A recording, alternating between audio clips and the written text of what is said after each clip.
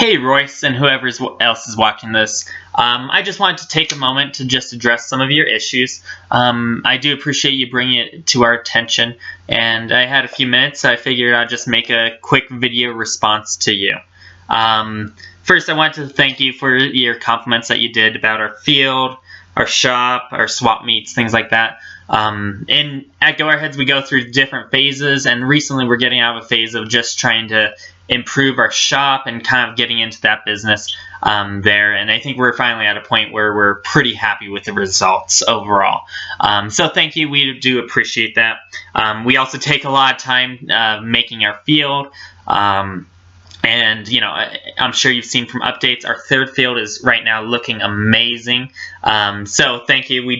We're very excited about our field, as well as we have many improvements that we have planned on the way that probably over the course of the next year or so you will see, as well as everyone else will see those improvements. And I'm glad you enjoy the swap meets. I did want to address a few things that you were talking about, and I'll just kind of go in order, just so you can understand from our perspective how how our thought process and the things that we're looking at from a field owner's point of view on these certain issues. One of the first issues I want to address is, and I think a lot of this goes hand in hand, but the fact that we are looking and we have current improvements to, you were talking about how people take their barrel bags off and are shooting over the fence and things like that. And frankly, I agree with you. This wasn't as big of a problem as when we first started, when we were getting 20, 30 people, but now we're getting, you know, many times more than that. And that's why we've done stuff like make everyone wear barrel bags and stuff like that. Right now we're trying to focus, we're going to be adding areas designated for people to be firing that are a little bit safer than that, because I do agree that is something that we do need to address. We haven't had any problems up until this point, but I do see your concern, and that will be getting addressed probably within, I don't want to put a time frame, but probably within a month or so. The second thing that you were talking about was that there was a opening in our door, in our like wall door area, that felt unsafe. The opening you're talking about specifically is on our third field, the entrance to that, which we have not finished. So for like the last month to 2 months, in that range, that field has been completely closed. Not that we were really using it as a field, but it is for construction. So we've just barely started doing an opening there for that. And no netting or anything has been put up yet, simply because people are not playing on that field yet. I'm not sure exactly which day you were there, that you said that you were standing there and getting hit, but the second field, which is the closest to that entrance, is, I'd say, you know, easily 100 yards away, if not more from that. So regardless, we're looking at a December 15th date of getting our third field open, and when that does open, we will be, all that will be addressed, no problem there. So I hear your concerns, and I agree with you. That will be addressed very quickly here. Let's see.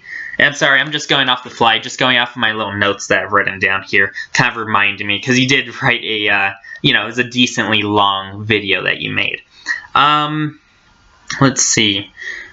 We also believe that through giving a little bit better areas for people to fire, that we will be eliminating people firing while on the field.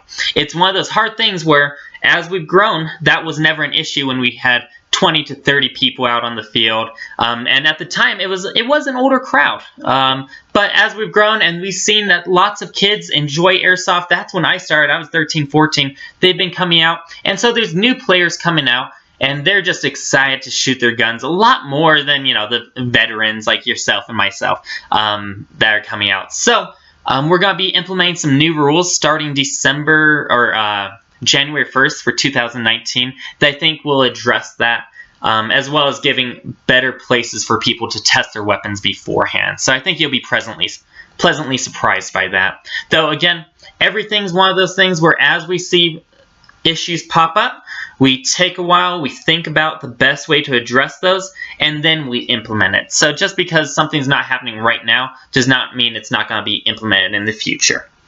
Let's see. Now, you did mention how players are treated. Specifically, I think you were talking about one of our refs saying just being overall rude to one of our players. And I do want to address that and just say that's not something that we condone at Go Airheads. You know, we never want anyone to be rude. I do completely understand. You guys are paying for a service. You're paying to come out here and play, and we want to make it the best experience for you. Now, that being said, we have Go Airheads is not just myself. We have myself, my father, Ish, as you mentioned, as well as probably about 9 to 10 other referees who are all part-time, helping out when they can, you know, getting paid as well, but who are doing that. Now, when you say that, I can't zone in on one specific person by you just making a video. What we tell everyone, and this is in the rules, that if you have a problem with a referee, you bring it up to us immediately, and we will talk to that ref, and we will make it right.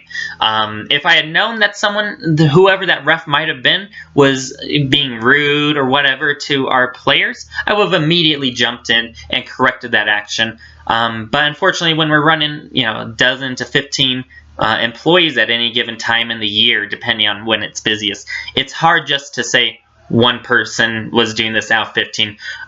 So again, if you come out and you ever see that, let us know, as well as we constantly are trying to address that with our employees, that even though things can be a little bit frustrating in refereeing, again, that's our job, that we try to be level-headed and cool with everything, though it does sound like it was a situation when they were just trying to explain the rules and we needed people to be quiet. But again, not trying to necessarily say that it was okay to be rude, but if you do see anything like that, again, come and address that immediately as soon as you can.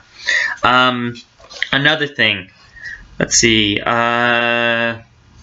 talking about how our refs complain and don't want to get shot while they're doing the job. And frankly, you know, I know you're saying at Kiowa you would shoot the ref and everything. That's not something we tolerate here. Maybe at other places that's perfectly fine, but here that is not allowed at all. Give me 1 second, my dog's freaking out. Okay, there you go. All right. Sorry, but that's not something that we condone. Our refs are getting paid to be out there, to be watching, to make sure games are started, stopped, you know, a list of responsibilities. And, you know, sometimes in the summer we're just wearing a t-shirt and shorts to be able to do it because it's hot out there. And frankly, getting paid, you know, our refs are not going to be retiring on the money we're paying them. But I think it's just a common courtesy that shouldn't be something where now, because they're out there and they're somehow getting paid a little bit of money per hour, that everyone can just shoot them and have fun and do that. Because the fact of the matter is, Airsoft hurts. Airsoft especially hurts when you're getting shot in the skin or in just a t-shirt. And so our refs say, please don't shoot us. It's a simple courtesy. It's a simple request that we make. Now, we don't get mad, and we fully understand we are on an airsoft field, and ricochets happen, accidents happen. But when we are calling out a player, it's because we know that person specifically was trying to shoot us, and we don't find that funny. After us doing this every single weekend, getting shot for no reason, we don't find it funny. So that's not something that'll be changing anytime soon. We're not going to allow players to just shoot their refs for fun. Let's see. Now, I think your biggest problem was with our rules and our enforcement of the rules. I want to explain this situation as best I can. First, we have many rule changes coming in 2019, which we'll be announcing in probably within the week or so. But in our enforcement of the rules, it is when you see, you said you have a problem with cheaters at our field. Now, in order to hire enough referees to be able to watch every single corner and be able to be there for every single gun hit, we would go bankrupt in a day.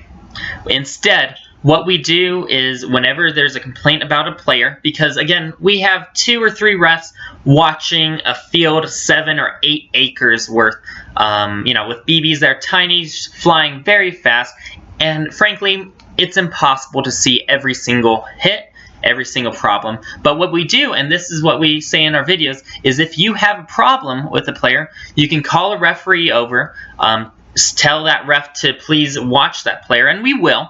And then we will always, if you want to file a complaint, we'll take that complaint, and we have a 3 strikes policy where, frankly, even if we go over and watch that player, the chances that that player is going to cheat again while a ref is watching him that we just walked over, almost never happens, because players are smarter than that. They're not going to just cheat the second that happens. They may cheat at the time. Now, what that means, and sorry, I'm trying to gather my thoughts here, is we still understand that there are cheaters, and we want to weed them out as much as possible. I don't care if they played there their first time, or they've been coming to our facility for 3 years. We will ban them, and if you look at our ban sheet, we've banned many of our regular players from coming out over the years. And the way we do that is if he is you guys complaining and bringing it to our attention, and we will give that person a strike. 3 strikes and they are gone, banned permanently. Now, again, this is one of those things where it is a little bit up to us, because I understand you're saying you and your group could just decide on one person getting called out, and we never do it from if one group of players is complaining about one person, well, they get kicked out. We do have a little bit of leniency, so we need 3 different players from 3 different groups complaining about the same person. And I think you can understand that, because frankly, in Airsoft, if you haven't been called a cheater at least once, I don't think you played enough Airsoft. That's just the nature of the game. People love to scream, hey, that's a cheater, he's a cheater, when frankly, sometimes they're not hitting him, sometimes they don't feel it, or they're just not sure about the rules of the field, or maybe they need clarification. So that's why we don't instantly get out or anything like that. So hopefully that helps you understand why we have that 3 strikes you're out. Specifically, just to reiterate, we can't see everything, and when we do walk over to watch players, they don't cheat anymore because we're watching. So that's why we do 3 strikes, because we believe you when you say someone's cheating, and so we want to add that onto the 3 strikes policy, but not immediately kick them out just because one person happens to think that someone's cheating. So hopefully that brings a little bit more understanding to the situation that we're pressed with. Again, ask me 5 years ago on this when we were getting 30 people, and I would have been like, it's a non-issue, we don't have anything like that. Or not that it's just not, it's one of those problems that as we grow, little details that were not big deals before start to come together. Now, I still think it's unfair to say that Go Aheads is filled with cheaters, simply because we get thousands of people in a year. Literally thousands of people come out. And one day you may come out and there's a cheater, the next day you might, and there's none. And we have great days, we have perfect days, and it's just one of those things. You wouldn't go to Elitch's and see some guys being jerks and everything and be like, oh, Elitch's likes people that are jerks here. That's not the case, and that's the same here. We try and deal with anything that pops up, but because of the actions of a few players, to put it all on us for that seems a little unfair. But that's my 2 cents on that. Now, I think those were the majority of your comments. I wanted to end things by just explaining in the rules video, and we are reworking that to add in additional rules and kind of bring it down in length a little bit, but still be clear. But in that video, I say specifically, if you have any problems with any players or any refs or anything like that, you bring it into one of the managers. That's either myself or my father, David, any day. So if you have a problem with a player, come in, or a referee or anything on our field, come up to us. I'm always there. If not, I'm a phone call away. You literally have my phone number right just off of Google. That is my direct phone number to the owner. So if you have any problems in the future, please give me a call. Send us an email. We do appreciate it, and we try our best to make our field the best airsoft field, not only in Colorado, but hopefully in the country eventually. That being said, we're not necessarily, I know we're not perfect, but you know, I started this about 10 years ago when I was 14 and I was one of those kids, and you know, I've put a lot of time, a lot of effort, a lot of sweat and blood into my field, and if there's a problem with it, I want to be the one to know first, because I'm the one that can change it ultimately. So next time you have a problem, if you do decide to come out and give us a try, if you do have a problem, which there probably will be, please come up and shoot me an email or give me a call. We would really appreciate it and would love to work with you. We'd probably prefer that over the other format that you took, but I'm fine to deal with either. If you have any other questions, give me a call. My number is 303-525-2392. Thanks, and have a great day, Royce. Bye.